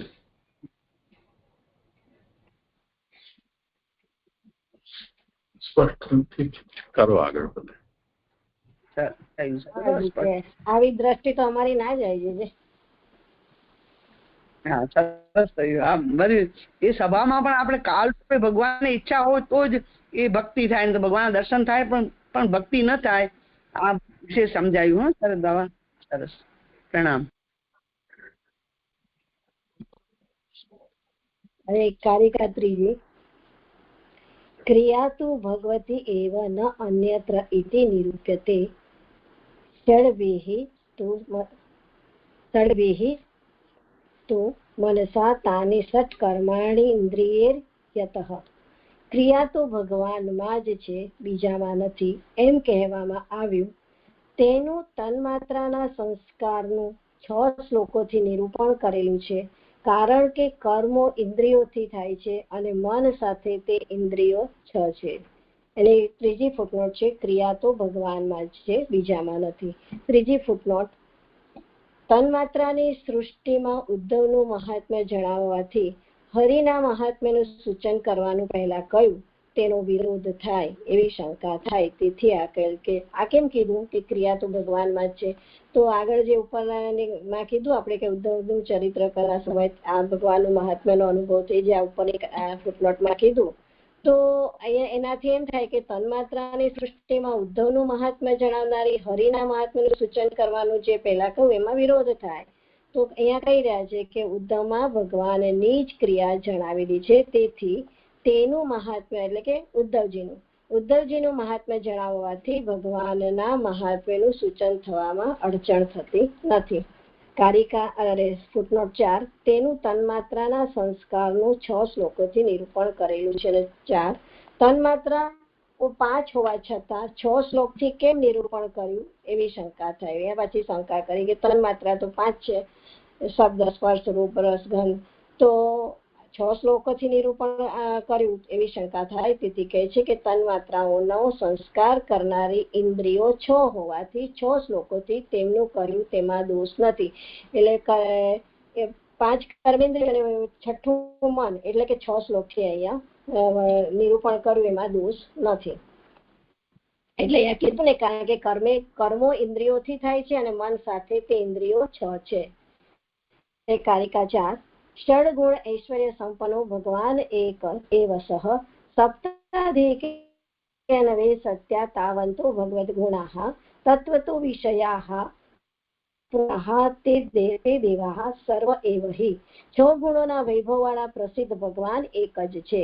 એટલે આજે 6 ગુણોવાળા ઉપર જે કીધું ને 6 શ્લોકોથી જે નિરૂપણ કરો તો એના વૈભવવાળા પ્રસિદ્ધ ભગવાન એક જ છે. તેથી 7 થી અધિક શ્લોકથી તેમનું નિરૂપણ કરેલું છે અને 20 શ્લોકોથી તેટલા ભગવાનના ગુણોનું નિરૂપણ કરેલું છે. તત્વથી તે જ્ઞાનના વિષયો કહેલા છે, કારણ કે તે યાદવો બધા દેવો જ છે. એની 5મી ફૂટનોટ છે, 6 શ્લોકોથી જ તન્માત્રાઓની સૃષ્ટિ થતી હોય તો બાકીના 28 શ્લોકોનું શું પ્રયોજન? એટલે કે આ તન્માત્રાની સૃષ્ટિ કે 6 શ્લોકથી થતી હોય તો પછી બીજા જે 28, એટલે આજે 34 શ્લોકનો જે અધ્યાય 28 શ્લોકોનું શું પ્રયોજન એવી શંકા થાય. તેથી આ કારિકા કહેલી છે કે પહેલા 7 + 1 એટલે 8 શ્લોકથી ભગવાનનું અને પછીના 20 શ્લોકોથી તેમના ગુણોનું નિરૂપણ કરેલું છે. એટલે 8 શ્લોકોથી ભગવાનનું અને 20 શ્લોકોથી ભગવાનના ગુણોનું નિરૂપણ કરેલું છે. એટલે તત્વથી સંસ્કાર કરનાર જેમનું જ્ઞાન થવાનું છે તે કહેલા છે. કારણ કે અહીં જેમની વાત કહેવામાં આવે છે તે બધા યાદવો સંસ્કારવાળા દેવો છે. સંસ્કાર કરનાર અને જેનો સંસ્કાર થાય છે તેમને જણાવવા આ કહેલ છે એવો અર્થ છે. આ બહુ સમજાતું નથી, પણ એવું સમજાઈ રહ્યું છે કે યાદવો તો બધા સંસ્કારવાળા દેવો છે, પણ સંસ્કાર કરનાર અને જેનો સંસ્કાર થનાર, એટલે તો સંસ્કાર કરનાર તો ભગવાન, કરાવનાર તો ભગવાન જ છે. એટલે જે કીધું ને કે તત્વથી સંસ્કાર કરનાર જેમનું જ્ઞાન થવાનું છે તે કહેલ છે, કારણ કે અહીં જેમની વાત કહેવામાં આવે છે તે બધા યાદવો સંસ્કારવાળા દેવો છે, અને સંસ્કાર કરનાર અને જેનો સંસ્કાર થાય છે તેમને જણાવવા કહેલ છે. તો અહીંયા ઉદ્ધવજી દ્વારા વિદુરજીના જે સંસ્કાર એ વાત અહીંયા આવે છે, જે એવું અહીંયા છે.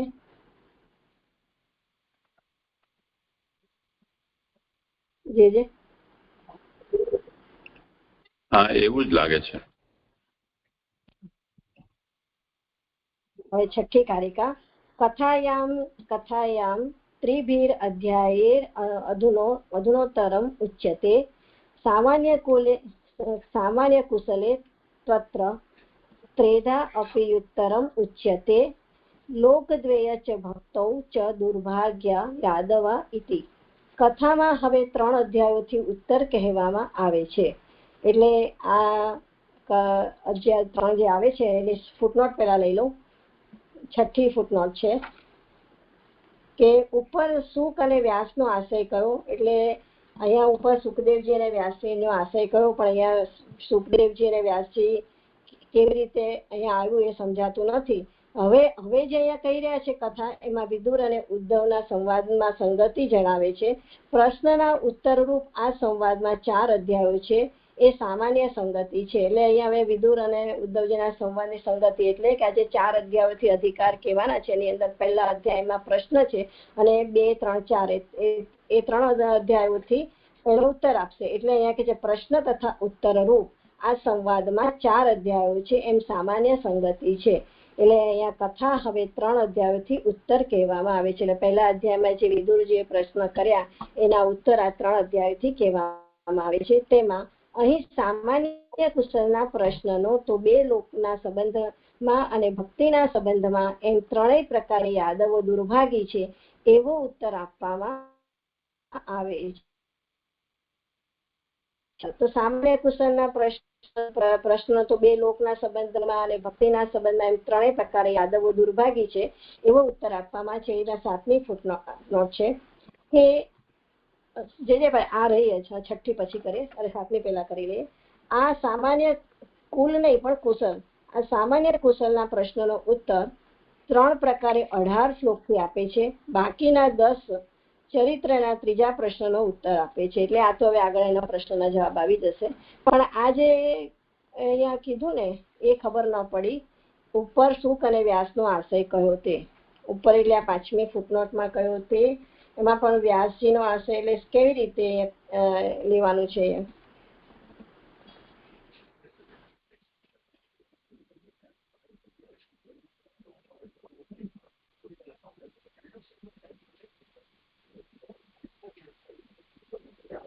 બીજો અવાજ આવે છે મારો? હા.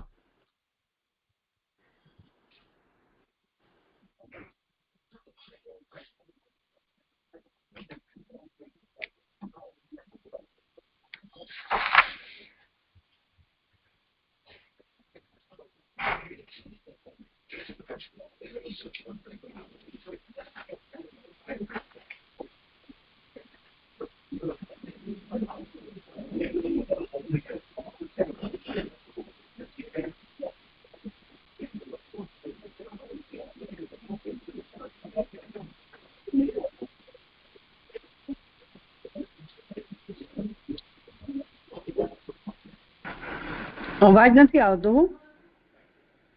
હા, જરા જોઈ રહ્યા છીએ. હજી આમ ભાવનાબેનનો પ્રશ્નના વિષયમાં કોઈને કંઈ કહેવું હોય તો જણાવો.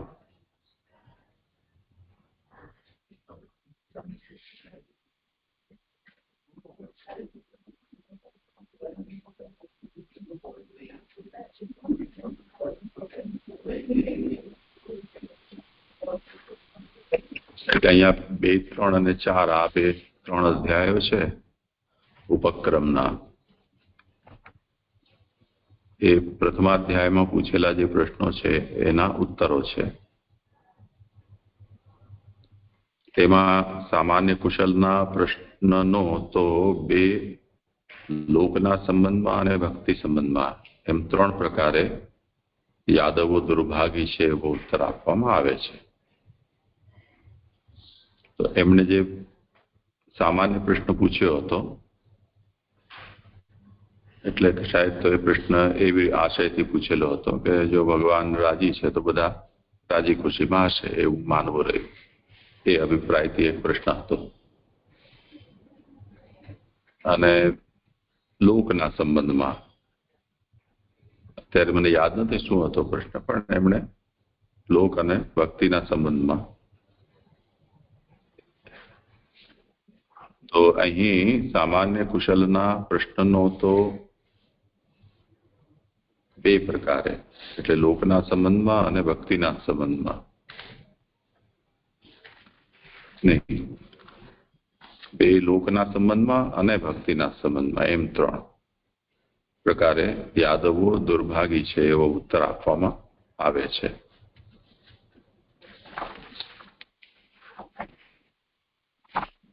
એના ઉપર આ વાત છે ને.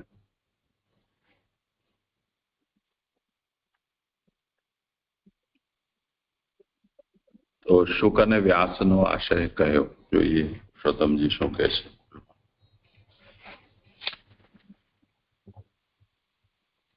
5:30 एवं शुक व्यासयोः उक्त्वा विदुरोद्धव संवादे अस्य अर्थस्य अनुपयोगात् तदर्थं संगत्यन्तरम् आहो कथायाम् इत्यादि.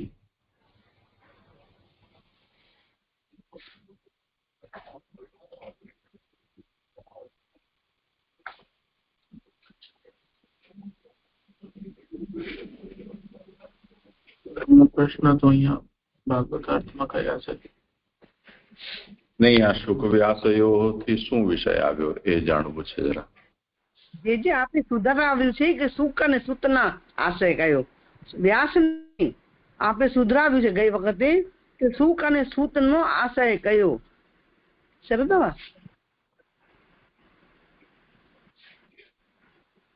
ના, પણ કદાચ સુધરાવ્યું પણ મને ખબર નથી, પણ પ્રકાશમાં તો શુક વ્યાસયો હો એવું જ છે ઉલ્લેખ. એવું છે. સારું, તમે નથી સુધાર્યું? અહીં સૂત છે કરેલું, સુક અને સૂત. ભલે સર.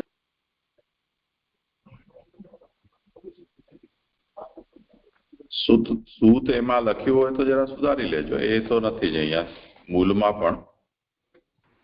જી જી, શુક અને વ્યાસ જ છે.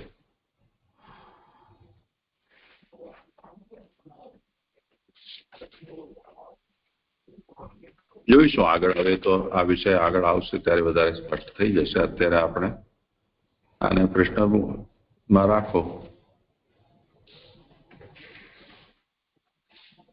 જી જી જી, કરો ભલે આગળ. કરું આગળ. હા, હવે કે છે તે પૈકી આરંભમાં 6 શ્લોકથી એમ કહે છે કે વિદુરે પ્રશ્ન કરેલા ઉદ્ધવે ઉત્તર આપ્યો નહીં. એ કારિકા છે 7મી. ભક્તિ ઉદરેક ઉદ્ધવે ષડવિહિત આદર્શોક્તમ ફલાય હિ અશક્તિ હિ ભક્તિલિંગમ હિ હેતુક્ત્યા તસ્ય સાધનમ. 6 શ્લોકથી ઉદ્ધવમાં ભક્તિ ઘણી વધ્યાનું કહેલું છે, કારણ કે તેવું કથન ફળ આપનારું છે. એટલે આ 6 શ્લોકથી ઉદ્ધવજીમાં ઘણી ભક્તિ વધ્યાનું કહેલું છે, અને આવી અવસ્થા થવાથી ફળની પ્રાપ્તિ થાય છે. તો એમાં પહેલું આ 6 શ્લોક આવશે. 6 શ્લોકના 2 કારિકામાં શું શું આવશે એ કહી રહ્યા છે. તો પહેલા શ્લોકમાં કહે છે ઉદ્ધવની ઉત્તર આપવાની અશક્તિ.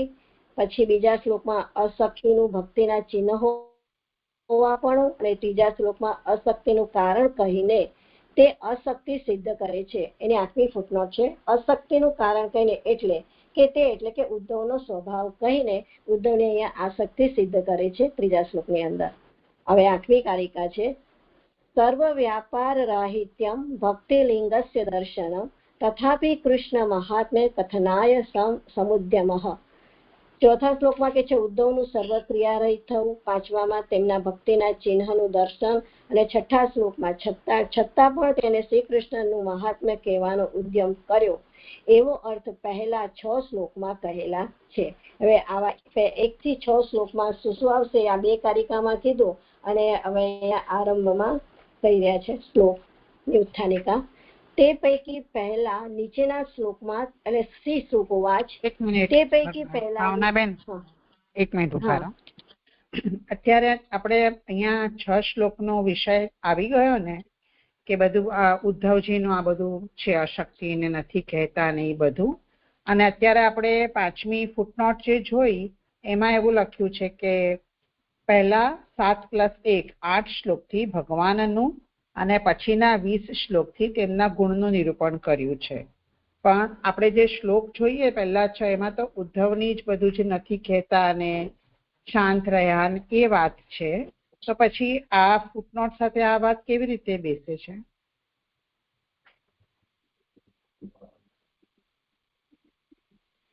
એટલે અહીંયા કીધું ને કે આ 6 શ્લોકથી તો તન્માત્રાની સૃષ્ટિ થતી હોય તો બાકીના 28 શ્લોકનું શું પ્રયોજન?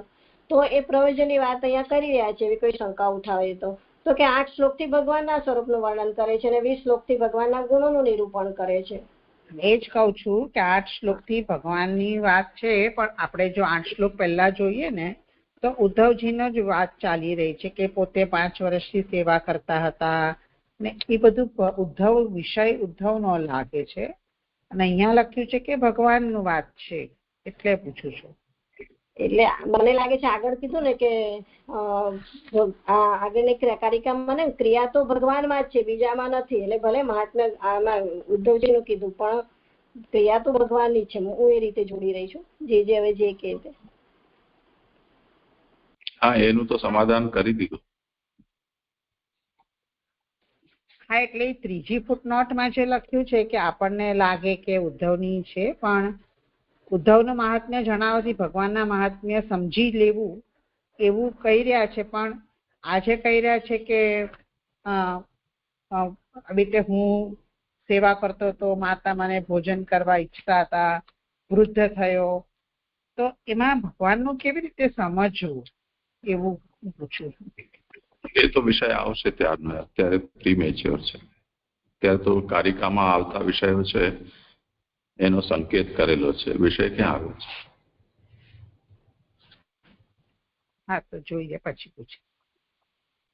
એટલે અહીંયા ચોથી કારિકામાં કીધું ને કે 6 ગુણોના વૈભવ વાળા પ્રસિદ્ધ ભગવાન એક જ છે. એટલે આ 6 શ્લોક એ ભગવાનના જ આવે ને ગુણોના, અને 7 થી અધિક શ્લોકથી તેમનું નિરૂપણ કરેલું છે. એટલે 7 થી 8 આ રીતે ભગવાનના કીધા અને 20 થી ગુણો કીધા. એ રીતે લાગી રહ્યું છે. જે પછી આગળ આવશે તો જોઈશું. પછી 8 શ્લોક ને પછી 20 શ્લોક એવી રીતે એનું ડિબેટ કર્યું છે. અને પહેલા 6 શ્લોકમાં તો ઉદ્ધવની જ બધી વાત આવશે. ત્યાર પછી ઉદ્ધવજીએ જે ઉદ્ધવ વાચ કરીને આવી રહ્યું છે 7મા શ્લોકથી, તો ત્યાંથી 8 ગણવાના એ ભગવાનના કયા છે ગુણો.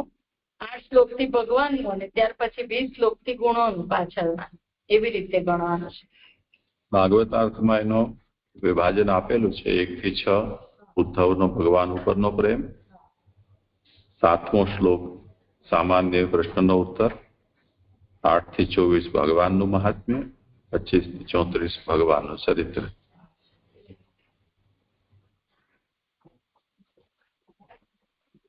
હવે આમાં એક પ્રથમ શ્લોક પહેલા શુક ઉવાચ એમ આવવું જોઈએ, એ લખી લેજો. હા, ગયા વખતે લખાવીશું. મેં લખ્યું છે પણ ભૂલી ગઈ બોલવાનું. હા, જે હમણાં જે આપણે ભાગવતાર્થમાંથી વાંચ્યું ને એ બરાબર છે, પણ ત્યાં 5મી ફૂટનોટમાં હિનાબેન બી કે છે નથી અલગ લખ્યું એવું છે પહેલા 8 શ્લોકથી, એટલે 6 પછી નથી કીધું. એટલે કંઈક આમાં કરેક્શન છે કે મારી સમજ ફેર છે? અહીંયા 5મી ફૂટનોટમાં કે છે ને 6 શ્લોકથી તન્માત્રાઓની સૃષ્ટિ થતી હોય તો બાકીના 28 શ્લોકનું શું પ્રયોજન? તો થયું ને 6 શ્લોકથી તન્માત્રાઓની સૃષ્ટિ. તમે 6 + 8 + 20 કરશો એમ કયો છો? 6 + 8 + 20 ઓકે 34 થઈ. બરાબર. હા, એવું. હા,